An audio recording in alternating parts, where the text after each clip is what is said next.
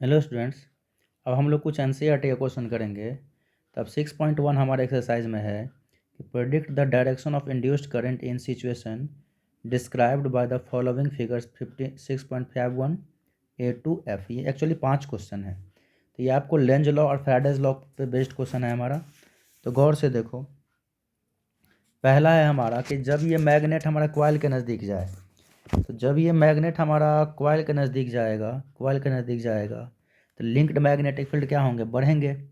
Linked magnetic field बढ़ेगा, तो linked magnetic field बढ़ने की वजह से क्या होगा यहाँ पे? तो इस कॉइल में जो इंड्यूस्ड ईएमएफ होगा वो इस बढ़े हुए लिंक मैग्नेटिक फील्ड को क्या करेगा? वो अपोज करेगा। बढ़े हुए लिंक्ड मैग्नेटिक फील्ड को क्या करेगा? वो अपोज करेगा। जिसके वजह से देखो, जैसे ये मैग्नेट इधर आ रहा है, ये तो मैग्नेट इधर आ रहा है, फील्ड इधर बढ़ रहा है, तो ये जो कॉइल के अंदर जो है हमारा, तो इस बढ़े हुए फील्ड को अपोज करने के लिए ये जो कॉइल है इसके अंदर क्या हो जाएगा? इस डायरेक्शन में फील्ड आ जाएगा और इधर साउथ पोल आ जाएगा। क्योंकि साउथ पोल नज़दीक आ रहा है, तो यहाँ पे इस तरीके से करंट फ्लो करेगा कि यहाँ पे क्या बन जाए? South pole. और साउथ पोल में जो करंट जो है हमारा वो किस डायरेक्शन में फ्लो हो रहा है हमारा? तो ये इस मैग्नेट को रिपेल करने के लिए साउथ पोल आएगा। तो साउथ पोल के लिए हमारा यहाँ पे जो करंट का डायरेक्शन हमारा होगा वो इस तरीके से होगा। ये मतलब एंटी क्लॉकवाइज डायरेक्शन में यहाँ पे करंट प्रोड्यूस्ड हो जाएंगे। क्यों प्रोड्यूस होंगे? तो आपको पता है कि साउथ पोल जब यहाँ पे बनेगा तो ये जो एरो है वो डायरेक्शन ऑफ करंट बताएगा। इस कॉइल में इस डायरेक्शन में करंट आएंगे, इस डायरेक्शन में ऐसे करते हुए ये इसमें फ्लो कर जाएगा। फिर नेक्स्ट हमारा है, गौर से देखो, ये कहानी वही, ये साउथ पोल आ रहा है, तो तो यहाँ पे कॉइल में यहाँ पे कौन सा फील्ड बन जाएगा? South pole. इस तरीके से ये जो कॉइल में बनेगा हमारा इस तरीके से साउथ पोल, मतलब क्या, यहाँ से ये एंटर करेगा और इस तरीके से ये जो यहाँ से एंटर करते हुए, मतलब ये जो साउथ पोल बना हमारा, ये साउथ पोल जो बना हमारा, तो इसका जो करंट का डायरेक्शन हमारा होगा इस तरीके से, साउथ पोल का एरो ऊपर होता है ये इस तरीके से, ये ऐसे यहाँ पे ये फ्लो करेगा। इसका मतलब ये करंट जो हमारा यहाँ पे आ रहा है वो ये फ्लो करेगा इस डायरेक्शन में करंट, मतलब इस कॉइल से जो करंट हमारा है आ रहा है इस डायरेक्शन में, ये वाला। और देखो यहाँ पे सेकंड कॉइल में क्या है? नॉर्थ पोल दूर जा रहा है। जब नॉर्थ पोल दूर जाएगा तो नॉर्थ पोल को खींचने के लिए, क्योंकि फील्ड कम होगा नॉर्थ पोल के कारण यहाँ पे, तो इसमें इस तरीके से करंट इंड्यूस्ड होगा कि इस नॉर्थ पोल को दूर नहीं जाने देना चाहेगा, अपने ओर खींचेगा। तो अपने ओर खींचने के लिए क्या करेगा? यहाँ पे साउथ पोल बनाएगा। साउथ पोल में डायरेक्शन क्या होता है करंट का? इस डायरेक्शन में। तो साउथ पोल में जो करंट हमारा होगा वो ऐसे चढ़ेगा इसके ऊपर, मतलब कि करंट हमारा इस तरीके से आएंगे। फिर हमारा सी पार्ट जो हमारा है, सी पार्ट, उसमें क्या है हमारा? तो कॉमन एक्सिस है, एक में करंट फ्लो कर रहा है इस तरीके से, और करंट को वेरी कराओगे, करंट को यदि वेरी कराओगे, ऐसे जो करंट वेरी कर ये हो रहा है ये, तो करंट वेरी कराओगे तो इसमें जो इंड्यूस्ड ईएमएफ होगा उस वेरिएबल करंट को क्या करना चाहेगा हमारा? वेरिएबल करंट को चेंज करना चाहेगा, वेरी नहीं करने देना चाहेगा। तो ऑब्वियसली बात है, यहाँ पे जो करंट हमारा इस तरीके से की लगाने के बाद अचानक बढ़ा, बढ़े हुए करंट को क्या करना चाहेगा? ये घटाना चाहेगा। और इस तरीके से यहाँ पे जो सेकंड कॉइल में हमारा इंड्यूस्ड ईएमएफ की वजह से जो करंट आएगा, अब जैसे देखो ना, यहाँ पे इसका मैंने मान लिया लिंक्ड फील्ड ये है हमारा, लिंक्ड मैग्नेटिक फील्ड हमारा इस तरीके से क्लॉकवाइज करंट है ना, तो क्लॉकवाइज डायरेक्शन में राइट हैंड के फिंगर्स को कर्ल करो, थंब के डायरेक्शन में फील्ड आ जाएगा। तो थंब के डायरेक्शन में फील्ड आया, तो ये जो फील्ड के वजह से यहाँ पे जो मैग्नेटिक फ्लक्स जनरेट होगा, इधर जाने वाले मैग्नेटिक लाइंस को ये अपोज करने के लिए इस डायरेक्शन में मैग्नेटिक लाइन्स क्रिएट कर लेगा खुद ब खुद। इस तरीके से जो मैग्नेटिक लाइन्स अपोज ये बनाया, तो अब इस डायरेक्शन में आप फिंगर को कर्ल करो, तो आपको जो थंब जो है वो डायरेक्शन ऑफ थंब को रखो इस फील्ड के डायरेक्शन में, तो फील्ड के डायरेक्शन में थंब को रखोगे तो आप फिंगर को कर्ल करो। फिंगर किस तरीके से डायरेक्शन में कर्ल हो रहा है हमारा? इस डायरेक्शन में। यहाँ पे इंड्यूस्ड हमारे पास जाएगा। सेम बाकी आपका ये क्वेश्चन है जो आपको कर लेना है, थ्योरेटिकल है ये। अब 6.2 हमारा क्या है? 6.2 यूजिंग लेंज लॉ, आपको डायरेक्शन ऑफ इंड्यूस्ड ईएमएफ कहा पूछा जा रहा है कि लेंज लॉ है हमारा, यहाँ पे आप बताओ कि डायरेक्शन ऑफ इंड्यूस्ड ईएमएफ क्या होगा। तो सबसे पहला जो हमारा ये है डायग्राम, तो उसमें कह रहा है कि ये सी पार्ट ऊपर जा रहा है और ये ए पार्ट नीचे आ रहा है, जिसके वजह से इस कॉइल ये जो हमारा शेप है इसका एरिया बढ़ रहा है। तो एरिया बढ़ने से फ्लक्स हमारा क्या हो जाएगा, बी ए कॉस थीटा। तो यहाँ पे कॉस 0 डिग्री या 180 डिग्री रखो, जो भी रखो आप। चलो मैंने मान लिया कि यहाँ पे देखो फील्ड है नीचे और एरिया है ऊपर, कॉस 180 डिग्री, तो फ्लक्स हमारा कितना आ जाएगा, माइनस बी ए। तो आपको पता है इंड्यूस्ड ईएमएफ हमारा क्या होता है, minus delta phi by delta T. Minus sign कहता है अपोजिंग इन नेचर। तो जो एरिया बढ़ा रहे हो आप, तो फ्लक्स चेंज कर रहे हो, तो फ्लक्स चेंज होने की वजह से वहाँ पे जो इंड्यूस्ड ईएमएफ पैदा होगा उस लूप में, ये टेढ़े मेढ़े लूप जो हैं उसमें इस तरीके से करंट पैदा होगा कि उस बढ़ते हुए एरिया को घटाना चाहेगा, उस बढ़ते हुए एरिया को क्या करना चाहेगा, ये घटाना चाहेगा। तो बढ़ते हुए एरिया को तभी घटाएगा, जैसे एरिया ऊपर बढ़ रहा है, एरिया तभी घटाएगा बढ़ते हुए एरिया को जब करंट यहाँ पे किस डायरेक्शन में आ जाए। तो एरिया ऊपर बढ़ रहा है आपके आंखों के तरफ, तो इस बढ़ते हुए एरिया को घटाना चाहेगा, तो एरिया को नीचे पहुंचाने के लिए, नीचे मतलब घटाने के लिए इसमें इंड्यूस्ड ईएमएफ जो होगा वो एरिया को घटाना चाहेगा। तो एरिया कैसे घटाएगा, जब एरिया वेक्टर नीचे हो, अपोजिट डायरेक्शन में हो। तो अपोजिट डायरेक्शन में एरिया वेक्टर जब हमारा होगा, तो यहाँ पे गौर से देखो, जब एरिया बढ़ रहा है, तो एरिया बढ़ रहा है तो फ्लक्स देखो D phi by D T, induced EMF भी बढ़ रहा है, इंड्यूस्ड ईएमएफ बढ़ेगा तो करंट भी बढ़ जाएगा। यहाँ पे करंट इंक्रीजिंग होगा, एरिया बढ़ने से फ्लक्स बढ़ा, फ्लक्स बढ़ने से इंड्यूस्ड ईएमएफ बढ़ा, इंड्यूस्ड ईएमएफ से करंट बढ़ा। बोलोगे सर ये माइनस साइन, तो ये माइनस साइन बताता है अपोजिंग इन नेचर। तो यहाँ पे करंट बढ़ रहा है, करंट बढ़ रहा है, तो करंट जो बढ़ेगा, तो आपको पता है कि करंट के डायरेक्शन में यदि आप फिंगर को कर्ल करोगे तो थंब का डायरेक्शन हमारा किसका देगा, मैग्नेटिक फील्ड का। तो अब यहाँ पे करंट बढ़ रहा है, तो करंट जो बढ़ेगा यहाँ पे हमारा, तो यहाँ पे जो बढ़ते हुए करंट को कौन घटाएगा, इंड्यूस्ड ईएमएफ। बढ़ कौन क्यों रहा है करंट, क्योंकि एरिया बढ़ रहा है, तो एरिया को घटाने की कोशिश करेगा, एरिया को श्रिंक करने की कोशिश करेगा। तो एरिया को श्रिंक तभी करने की कोशिश करेगा जब बढ़ते हुए लिंक्ड ये एंटी क्लॉकवाइज डायरेक्शन में करंट आए। यहाँ पे जो करंट प्रोड्यूस हो जाएगा हमारा, वो एंटी क्लॉकवाइज डायरेक्शन में करंट पैदा हो जाएगा, जो इस बढ़ते हुए एरिया को क्या करना चाहेगा, घटाना चाहेगा। अब नेक्स्ट हमारा है, ये सेकंड पार्ट में है। तो सेकंड पार्ट जो हमारा है, तो यहाँ पे सर्कुलर लूप को बेंड डिफॉर्म करके नैरो स्ट्रेट वायर बनाया जा रहा है। तो डिफॉर्म करके जब आप नैरो स्ट्रेट वायर बनाओगे, तो यहाँ पे एरिया, लिंक्ड एरिया घटेगा। तो लिंक्ड एरिया जब घटेगा तो फ्लक्स घटेगा, फ्लक्स घटेगा तो इंड्यूस्ड ईएमएफ घटेगा, इंड्यूस्ड ईएमएफ घटेगा तो करंट घटेगा। तो डिक्रीजिंग करंट, डिक्रीजिंग करंट मतलब क्या, तो यहाँ पे जो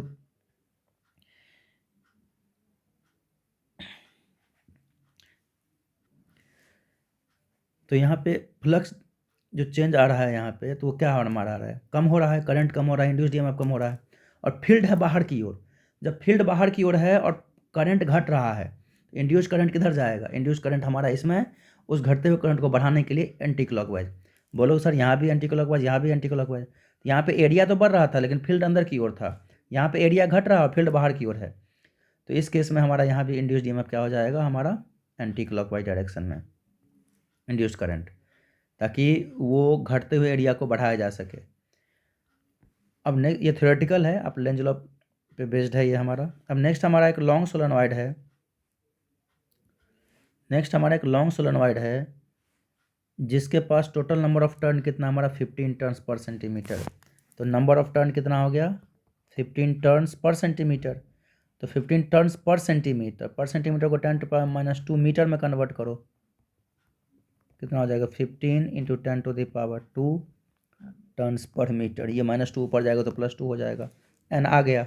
और स्मॉल लूप है जिसका एरिया कितना दे रखा है, एरिया 2 सेंटीमीटर स्क्वायर। तो 2 सेंटीमीटर स्क्वायर को मीटर पर सेकंड, मीटर स्क्वायर में कन्वर्ट करो, तो -4 मीटर स्क्वायर। अच्छा, एक लॉन्ग सोलेनॉइड है, 15 टर्न है, एक स्मॉल लूप ऑफ एरिया ये दे रखा है, वो सोलेनॉइड के अंदर रखा गया है। और ये मैंने मान लिया ये सोलेनॉइड है हमारा, और इसमें एक छोटा सा लूप जो है वो ये रख दिया गया है, नॉर्मल टू सोलेनॉइड। तो सोलेनॉइड के अंदर जिधर मैग्नेटिक फील्ड उधर ही इसका एरिया वेक्टर हो गया, जिधर मैग्नेटिक फील्ड उधर ही एरिया वेक्टर हमारा हो गया। तो फ्लक्स यहाँ पे कितना हो जाएगा, यहाँ पे फ्लक्स ही कह रहा है, तो फ्लक्स हमारा क्या हो जाएगा, बी ए कॉस 0 डिग्री, कितना हो जाएगा, बी ए, जिधर फ्लक्स फील्ड उधर ही एरिया। अब यहाँ पे करंट जो हमारा डिक्रीज कर रहा है, चेंज हो रहा है, सॉरी बढ़ रहा है, 2 एम्पियर से 4 एम्पियर इन 0.1 सेकेंड। तो इंड्यूस्ड ईएमएफ पूछा जा रहा है। तो इंड्यूस्ड ईएमएफ हमारा क्या हो जाएगा, d∅dt। अच्छा, सोलेनॉइड के अंदर मैग्नेटिक फील्ड कितना होता है, μ0 Ni। तो d/dt ऑफ b के जगह पे μ0 Ni इंटू एरिया क्या लिखोगे, a। तो μ0 constant, n constant, a constant बाहर निकालो, μ0 Na कांस्टेंट, di/dt लिखो या ΔI/dt लिखो।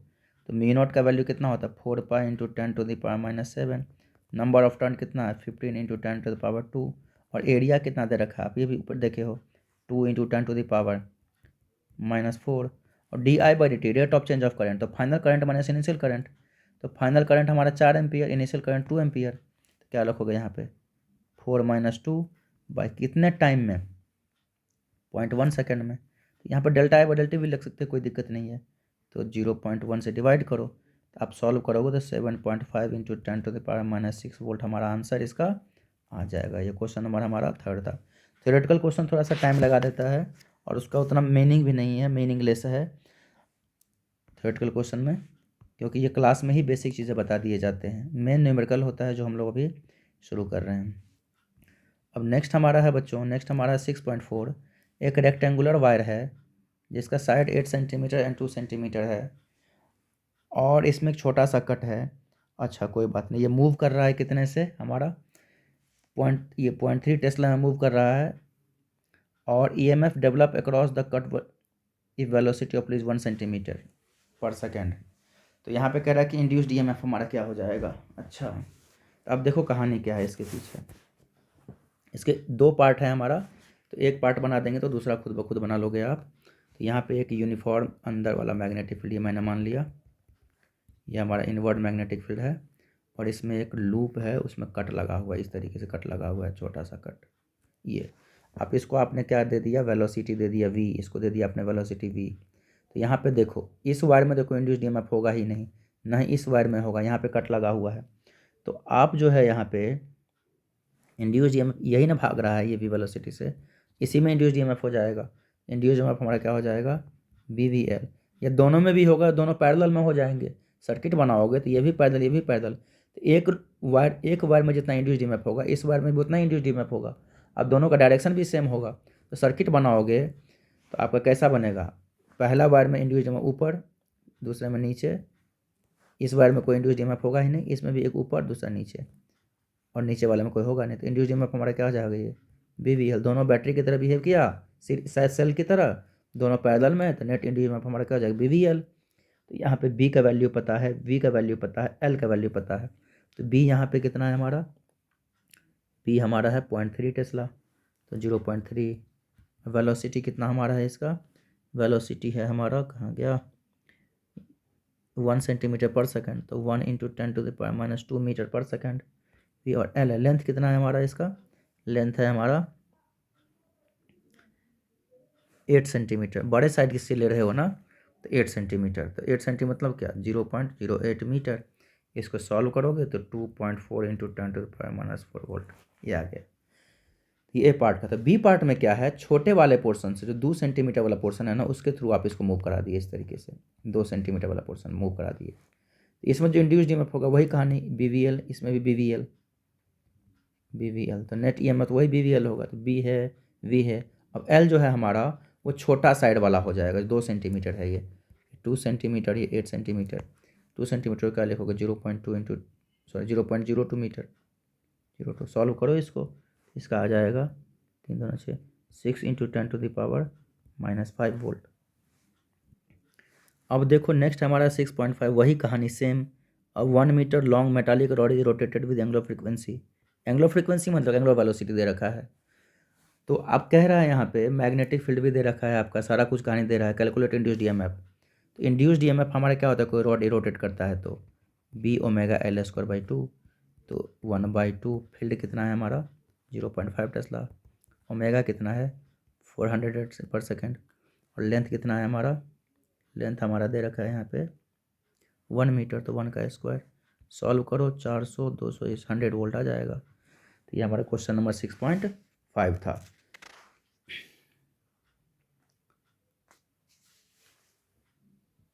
अब क्वेश्चन नंबर 6 है क्या, एक हॉरिजॉन्टल स्ट्रेट वायर है 10 मीटर लॉन्ग, एक 10 मीटर लॉन्ग स्ट्रेट वायर है, ईस्ट से वेस्ट की ओर जा रहा है, ईस्ट से ईस्ट से वेस्ट की ओर इसमें करंट दौड़ रहा है, कोई बात नहीं, ईस्ट से वेस्ट एक्सटेंडेड है।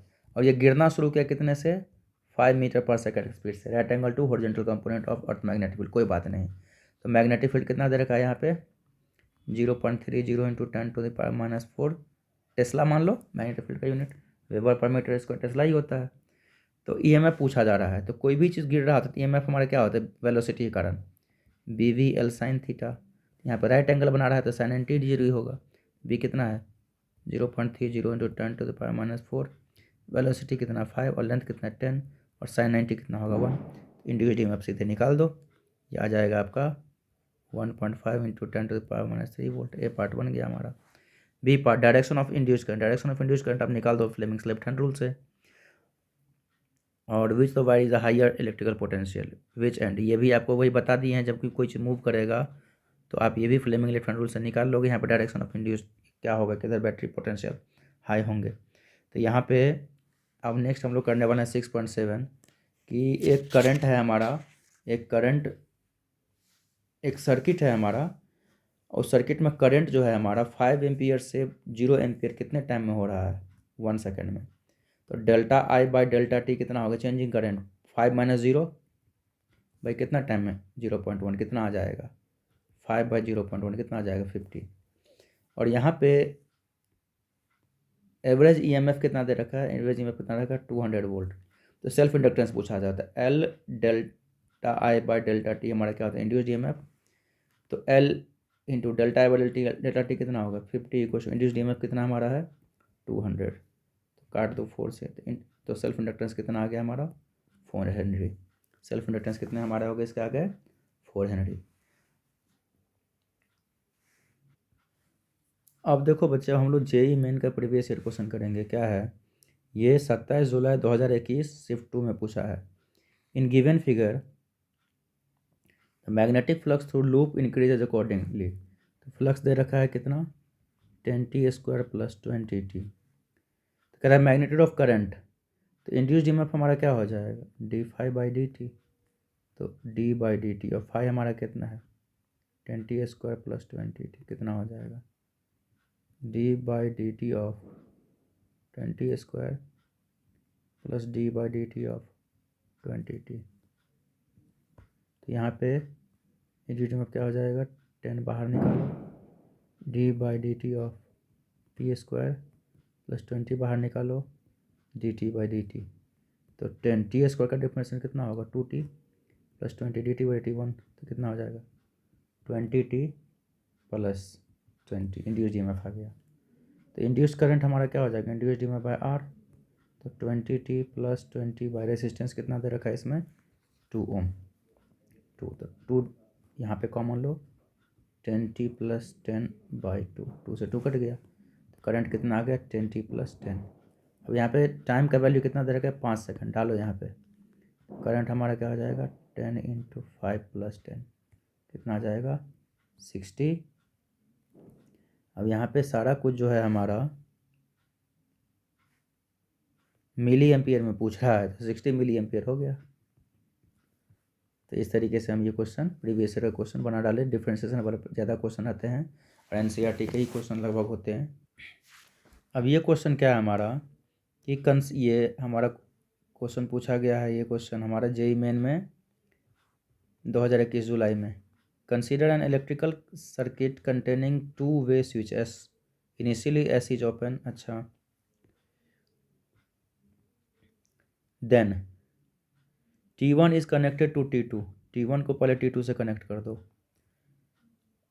As the current in resistance 6 ohm और 10 मैक्सिमम वैल्यू। तो मैक्सिमम वैल्यू 6 ओम में तभी होगा जब ये इंडक्टर को बहुत देर तक लगाए रखोगे। तो at steady state at t tends to infinite inductor हमारा क्या हो जाएगा सिंपल वायर। इंडक्टर क्या हो जाएगा कंडक्टिंग वायर बन जाएगा, कंडक्टिंग वायर बन जाएगा। तो अब सर्किट हमारा ये हो जाएगा, एक रेजिस्टर है 6 ओम, एक बैटरी है 6 वोल्ट, और ये हमारा वायर बन गया। यहाँ पे T1 और T2 जुड़ा हुआ है। तो यहाँ पे स्टेडी करंट आई हमारा क्या हो जाएगा ΔV/R इक्वलेंट।